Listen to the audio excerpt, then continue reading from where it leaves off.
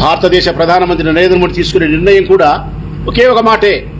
ఆయన మన మిలిటరీకి చెప్పిన మాట కూడా, పాకిస్తాన్లో ఉండే చిట్ట చివరి ఉగ్రవాది మరణించేంత వరకు యుద్ధం చేస్తామని చెప్పినాడు ఆయన. పాకిస్తాన్లో ఉండే చిట్ట చివరి ఉగ్రవాదిని చంపేంత వరకు యుద్ధం చేస్తామని చెప్పినాడు. అది ఒక రోజైనా సరే, సంవత్సరమైనా సరే. ఇది స్వాగతిస్తాం మేము. ఈ దేశంలో, మన దేశంలో మనకి రక్షణ లేకుండా పోతే, పాకిస్తాన్ ఉగ్రవాదుల వల్ల మన వాళ్ళు ఎక్కడికో చూడని పగలుగా పోతే, కాశ్మీర్ పోతే, ఇంకో చోటుకు పోతే, భార్యల ముందునే భర్తలు చంపే పరిస్థితి వస్తే, మన దేశంలో మనకు రక్షణ లేకుండా పోయే పరిస్థితి వస్తే క్షమించాల్సిన అవసరం లేదు, తప్పనిసరిగా శిక్షించాల్సిన అవసరం ఉంది.